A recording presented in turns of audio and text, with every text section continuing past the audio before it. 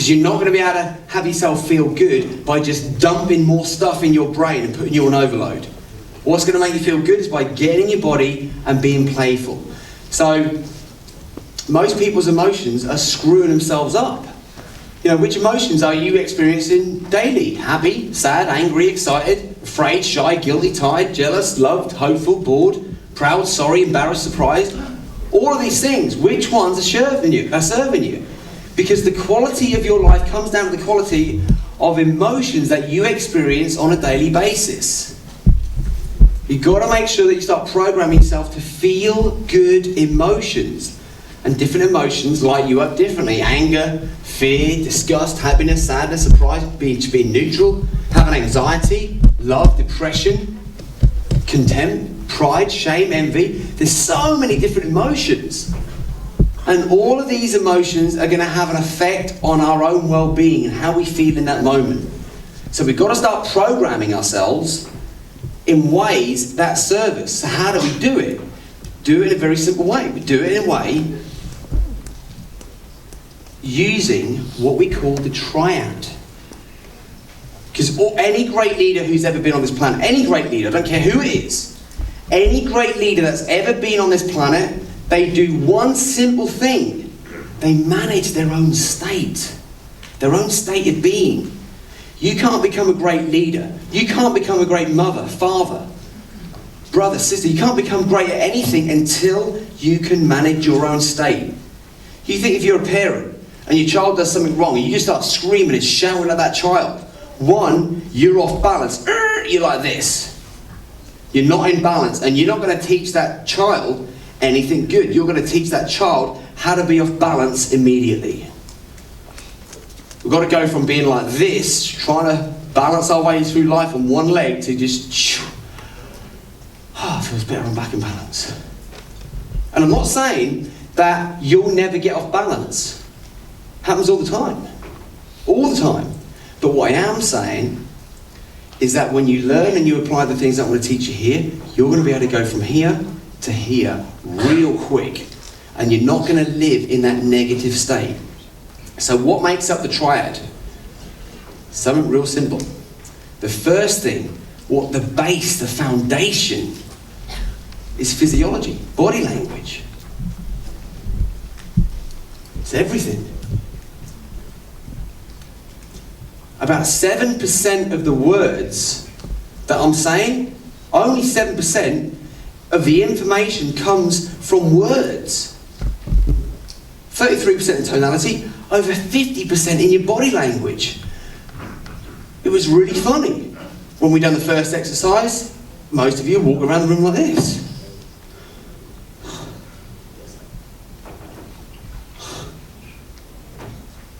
Doesn't take a psychologist to realise that if someone's walking down the street like this, they're down. I've had people who I've coached before in the past, and they walk in like this, and they're like, I said, so what's wrong? I don't know, Skip. I just feel down all the time. You know, I just can't seem to get it together. I just don't feel energised. Do you have any clue why that might be? Yeah, because you haven't had your coffee.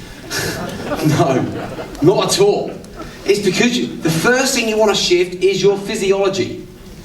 Now, managing your own state, if any of you are sitting with a rounded back, if any of you are sitting in a position, how do I turn this off so I can actually keep control of this? What's that? Hey, the red one, I've got it. Okay, cool. So if some of you are sitting like this, at Supercharge Your Life, how supercharged do you think you're getting in that position? I'm not saying never sit in that position, because if you're just chilling out watching a movie or, you know, whatever, yeah, chill out, absolutely. But if you really want to absorb something, you know, when you just like, back in the day we used to fire gaze and just like go in a trance, you need those states as well. But you don't want to be in those states for most of the day. You need downtime as much as uptime, it's really important. But here is uptime, here's where we learn.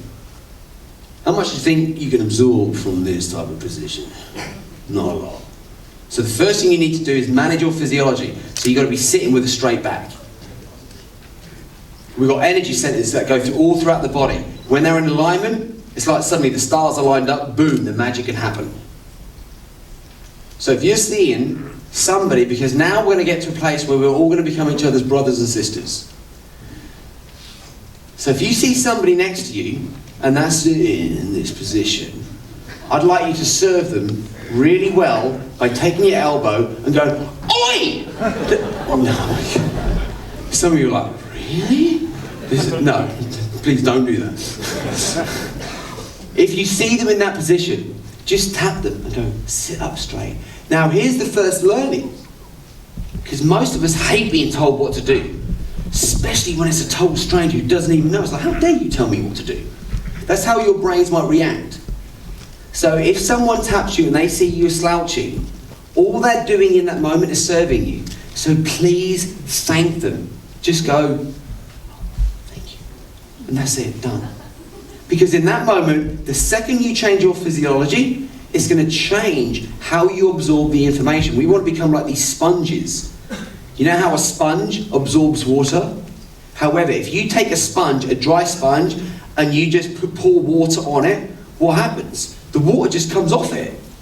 Whereas when you start to squeeze it and nurture it, you can pour water on it and it absorbs all of it. You want to be absorbing as much from this weekend as possible. That's why I'm going to be squeezing you tight. I'm going to be squeezing you. So you can reconnect with the magic that's already inside of you. So the first thing is physiology. Make sure you're managing your own state. Second thing is focus. Whatever you focus on, that becomes your reality in the moment.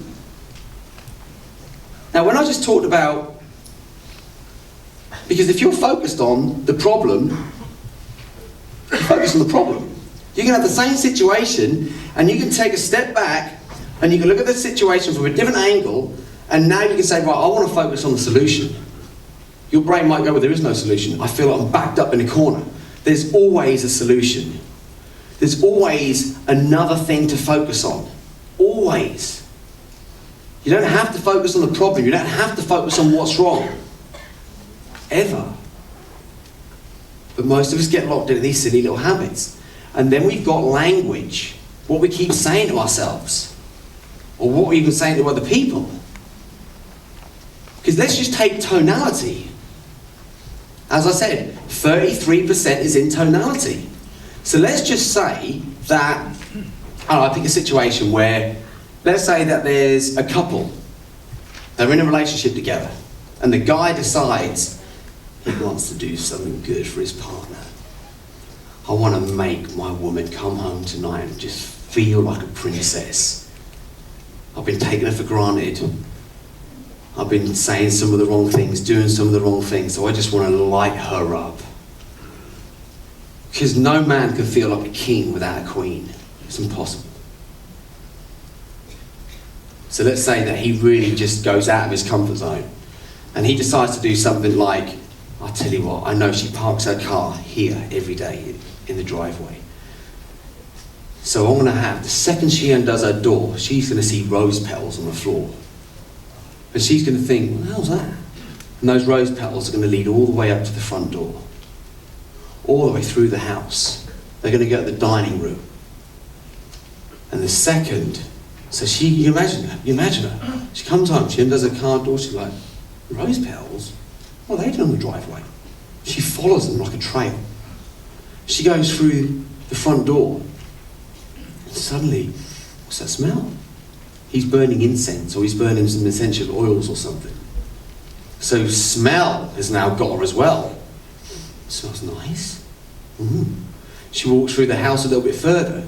Now he's cooking food. He's cooked dinner. She's like, it smells lovely. What's that?